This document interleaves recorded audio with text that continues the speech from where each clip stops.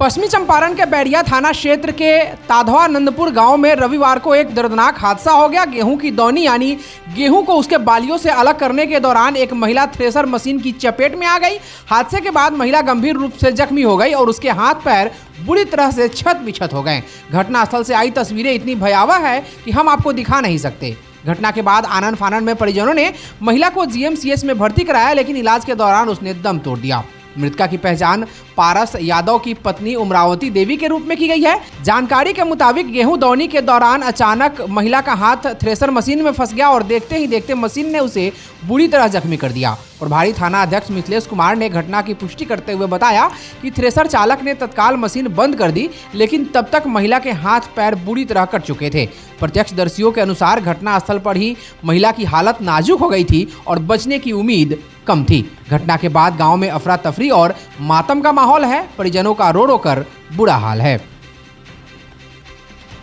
जमाते इस्लामी ने वक्फ संशोधन बिल जो अब कानून बन चुका है उसे पूरी तरह से असंवैधानिक करार दिया है और अपने विभिन्न कार्यक्रमों के माध्यम से आवामी अदालत में पहुंचने का फैसला लिया है। शनिवार को औकाफ बचाओ संविधान बचाओ कार्यक्रम के तहत मोतिहारी स्थित उर्दू लाइब्रेरी के सभागार में आयोजित प्रेस वार्ता को संबोधित करते हुए जमाते अमीर हल्का बिहार रिजवान अहमद इस्लाही, इमारत सरिया के काजी मुफ्ती रियाज अहमद, अमीर मुकामी अब्दुल रशीद वर्क, प्रोफेसर इकबाल हुसैन सहित अन्य ने संयुक्त रूप से कहा कि all India Muslim personal law board के निर्देशन में वक्फ कानून का विरोध किया जा रहा है। सरकार पर वक्फ ट्रिब्यूनल को कमजोर करने का आरोप लगाते हुए कहा कि जिला कलेक्टर को पावर देकर वक्फ की मूल भावना के साथ खिलवाड़ किया गया है। केवल मुस्लिम समाज ही नहीं बल्कि संविधान में आस्था रखने वाले हर नागरिक इस कानून का विरोध कर रहे हैं। इस दौरान वक्फ में गैर मुस्लिमों के प्रतिनिधित्व पर भी सवाल उठाया और कहा कि देश के मुसलमानों के साथ एक बड़ी साजिश चल रही है।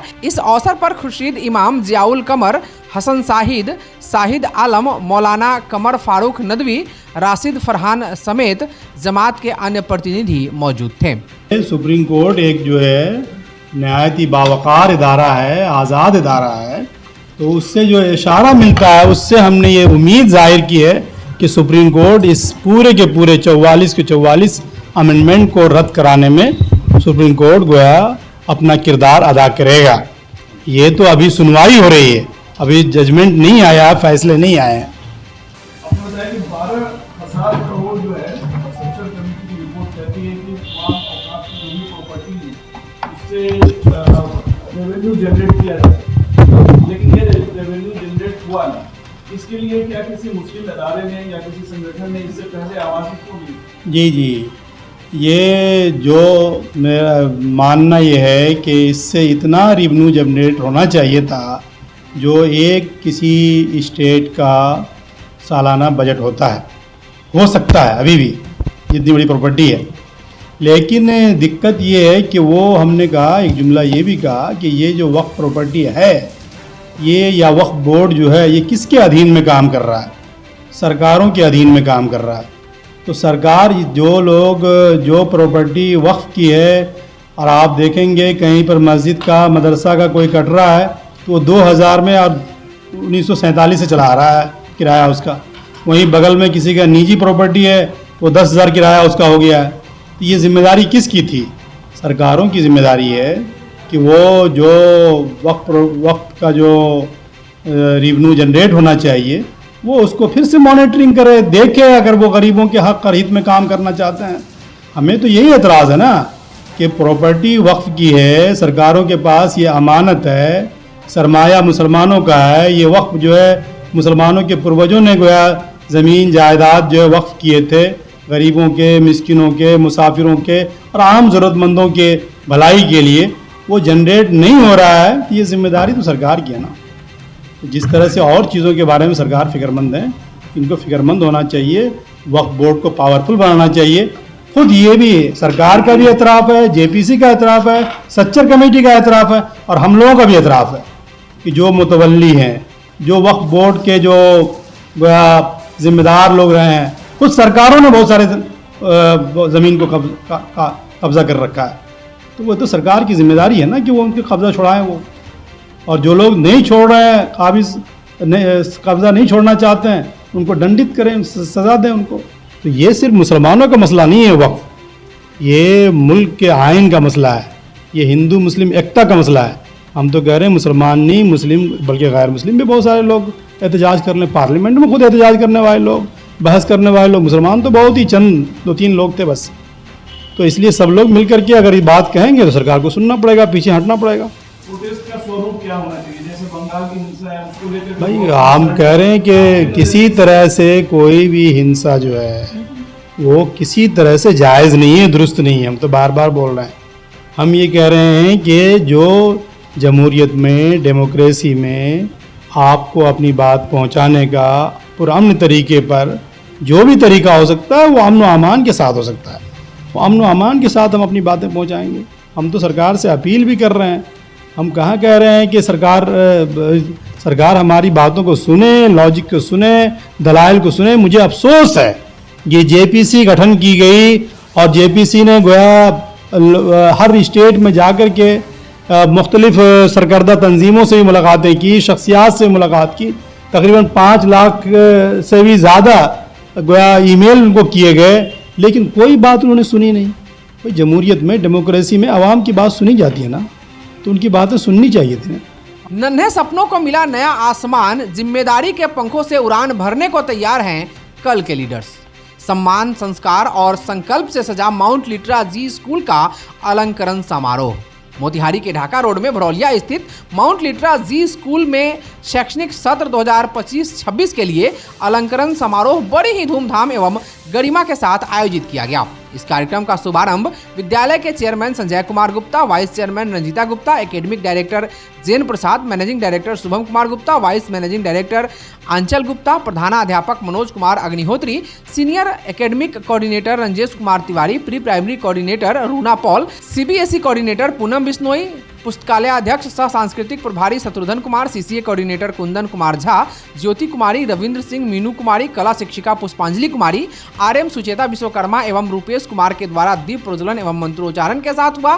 दीप प्रज्वलन के पश्चात आए हुए सभी मुख्य अतिथियों को तिलक लगाकर एवं पुष्प गुच्छ देकर सम्मानित किया गया। कार्यक्रम को आगे बढ़ाते हुए संगीताध्यापक गोपाल जी ठाकुर के नेतृत्व में बच्चों के द्वारा मन की वीणा बोल पर आए हुए सभी गणमान्य मुख्य अतिथियों के स्वागत में स्वागत गीत गाया गया। साथ ही नृत्य शिक्षक रतन कुमार के द्वारा स्वागत नृत्य प्रस्तुत किया गया। विद्यालय की निर्वाचित हेड गर्ल 10वीं की सिमरन कुमारी और हेड बॉय 11वीं के करण कुमार को विद्यालय के वाइस चेयरमैन एवं प्रधानाध्यापक ने झंडा सौंपते हुए पद की शपथ दिलवाकर एवं बैच पहनाकर कार्यभार सौंपा। इसी क्रम में विद्यालय के प्रधानाध्यापक के द्वारा काउंसिल मेंबर्स की जिम्मेदारी के महत्व को बताते हुए आकर्षक वक्तव्य प्रस्तुत किया गया। साथ ही सीसीए कोऑर्डिनेटर ने भी बच्चों को प्रेरित करते हुए अपना वक्तव्य प्रतिपादित किया। पुनः विद्यालय के नवनिर्वाचित खेल कप्तान 10वीं के सौरव कुमार और वाइस उप कप्तान 9वीं कक्षा के केशक जायसवाल को विद्यालय के खेल विभागाध्यक्ष रोशन सिंह एवं खेल शिक्षिका लवली कुमारी ने झंडा सौंपते हुए पद की शपथ दिलवाई। वहीं खेल कप्तान एवं उप कप्तान को विद्यालय के मैनेजिंग डायरेक्टर सह वाइस मैनेजिंग डायरेक्टर ने बैच पहनाकर कार्यभार सौंपा। साथ ही सभी सदन के कप्तान और उप कप्तान को भी चुना गया और हाउस मास्टर एवं हाउस मिस्ट्रेस को भी चुना गया। क्रिस्टोफर कोलंबस यानी ब्लू हाउस के कप्तान विशाल कुमार 9वीं कक्षा के एवं उप कप्तान फलक प्रसाद 9वीं कक्षा को चुना गया तथा इस वर्ग के मास्टर अविनाश कुमार चौहान एवं मिस्ट्रेस स्मृति लता को चुना गया। अल्बर्ट आइंस्टीन यानी येलो हाउस के कप्तान सोनाक्षी झा 9वीं कक्षा एवं उप कप्तान खुशवंत कुमार 9वीं कक्षा को चुना गया तथा इस वर्ग के मास्टर पंकज कुमार सिंह एवं मिस्ट्रेस निमिजा मणि को चुना गया। महात्मा गांधी वर्ग यानी ग्रीन हाउस के कप्तान अनन्या श्रीवास्तव 9वीं कक्षा एवं उप कप्तान मोहम्मद आकिब आलम 9वीं कक्षा को चुना गया। इस वर्ग के मास्टर शिवम आनंद एवं मिस्ट्रेस रंजनी रानी को चुना गया। लियोनार्डो दा विंची यानी रेड हाउस की कप्तान प्रत्यक्षा श्रीवास्तव 9वीं कक्षा एवं उप कप्तान तेजस गर्ग 9वीं कक्षा को चुना गया। इस वर्ग के मास्टर राहुल श्रीवास्तव एवं मिस्ट्रेस संगीता साव को चुना गया। सभी कप्तान को सदन के निर्वाचित मास्टर के द्वारा पद एवं गोपनीयता की शपथ दिलाते हुए बैच प्रदान किया गया। कार्यक्रम को आगे बढ़ाते हुए सभी सदनों में क्रमशः नील वर्ग के सदन मास्टर एवं मिस्ट्रेस को पुस्तकालय अध्यक्ष शत्रुघ्न कुमार एवं pre primary coordinator Runa Paul के द्वारा हरित वर्ग के सदन मास्टर एवं मिस्ट्रेस को सामाजिक विज्ञान के विभागाध्यक्ष रविराज कमल एवं अनुशासन प्रभारी ज्योति कुमारी के द्वारा रेड हाउस के सदन मास्टर एवं मिस्ट्रेस को रविंद्र सिंह एवं पुष्पांजलि कुमारी के द्वारा येलो हाउस के सदन मास्टर एवं मिस्ट्रेस को सीसीए कोऑर्डिनेटर कुंदन कुमार झा एवं हिंदी विभागाध्यक्ष मीनू कुमारी के द्वारा बैच पहनाकर सम्मानित किया गया। कार्यक्रम के पड़ाव में हेड बॉय एवं हेड गर्ल के द्वारा भाषण प्रस्तुत किया गया। इस संपूर्ण कार्यक्रम के दौरान मंच का संचालन पुस्तकालय अध्यक्ष सह सांस्कृतिक प्रभारी विद्यालय के वर्ग 10वीं की छात्रा सारा इरफान एवं इसी वर्ग के शान आजम के द्वारा सुचारू रूप से किया गया। इस कार्यक्रम में आए हुए सभी गणमान्य अतिथियों का आंग्ल शिक्षिका सविता शाह के द्वारा धन्यवाद ज्ञापन किया गया। कार्यक्रम की समाप्ति राष्ट्रगान के साथ संपन्न हुई। इस कार्यक्रम को सफल बनाने में विद्यालय के operational manager Vishwanath Jha, admin Pankaj Jha, RM Sucheta Vishwakarma, समय सारणी प्रभारी अमित गोस्वामी, हरीश प्रताप, रवि रंजन कुमार, रूबी कुमारी के साथ साथ विद्यालय परिवार के समस्त सदस्य की अविस्मरणीय एवं अप्रितम भूमिका रही।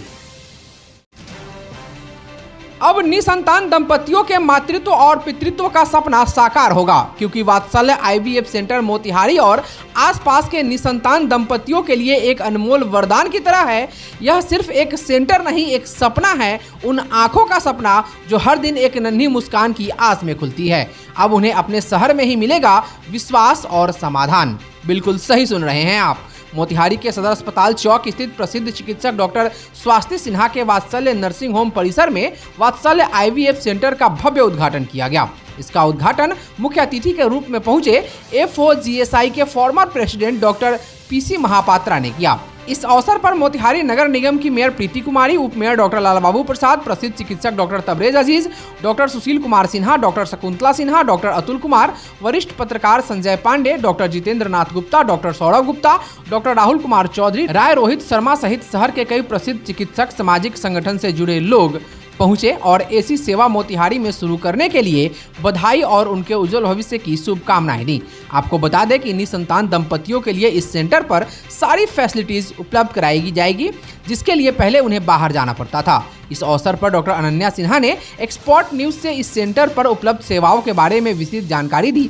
आप भी सुनिए उन्होंने क्या कहा। जितने भी निसंतान दंपति थे जिनको पहले बाहर जाना पड़ता था, पटना या मुजफ्फरपुर, क्योंकि पहले IVF की सुविधा यहाँ पे उपलब्ध नहीं थी, अब वो सुविधा यहाँ उपलब्ध है। हमारे पास state of the art lab है यहाँ पे, तो जो भी प्रोसीजर, जिस भी प्रोसीजर के लिए उनको बाहर जाना पड़ता था वो सारा कुछ अब यहाँ अवेलेबल है।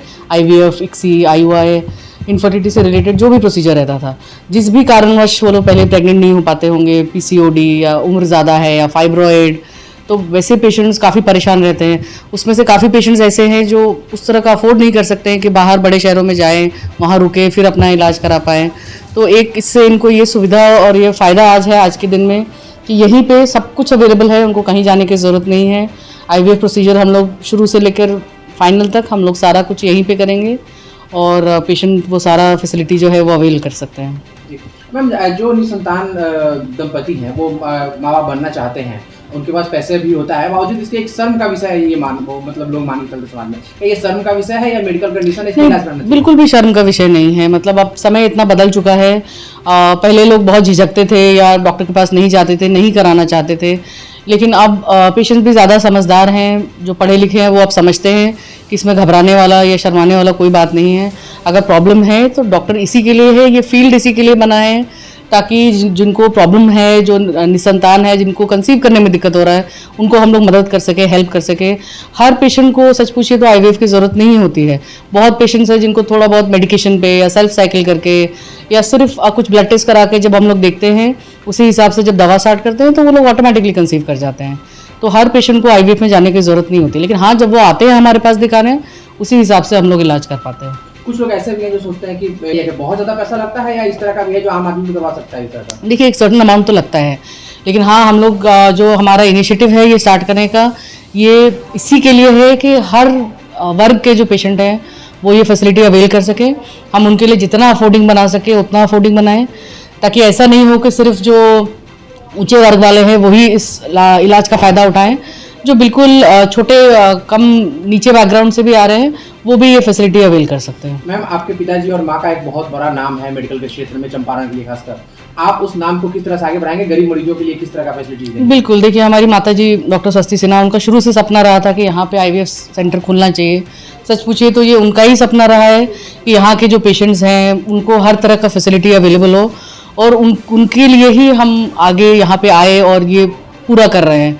तो आगे भी यही कोशिश रहेगी कि जितना हो सके इस पेशेंट केयर एकदम अफोर्डिंग हो, हर पेशेंट सुविधा ले सके और उसको परेशान नहीं होना पड़े इसके लिए। वहीं डॉक्टर स्वास्थ्य सिन्हा ने कहा कि गरीब निसंतान दंपति जो बाहर नहीं जा पाते, वैसे निसंतान दंपतियों के लिए यह सेंटर सिर्फ एक अस्पताल नहीं बल्कि उम्मीद की एक नई किरण है, एक ऐसा वरदान जो उनके अधूरे सपनों को पूरा करने का संकल्प लेकर आया है। गरीब लोग हैं, निसंतान हैं, जो बाहर अफोर्ड नहीं कर सकते हैं, उनके लिए एक आशा है।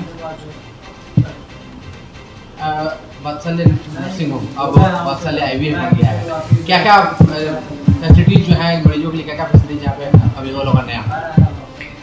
तो यहाँ जैसे IUI, हिस्ट्रोस्कोप, लेप्रोस्कोप, IVF, ये तो इस विंग के अंडर में आता है, IVF के अंडर में। ऐसे तो ऑपरेशन, कंसल्टेशन, अल्ट्रासाउंड, पैथोलॉजी सब सुविधा तो यहाँ है ही।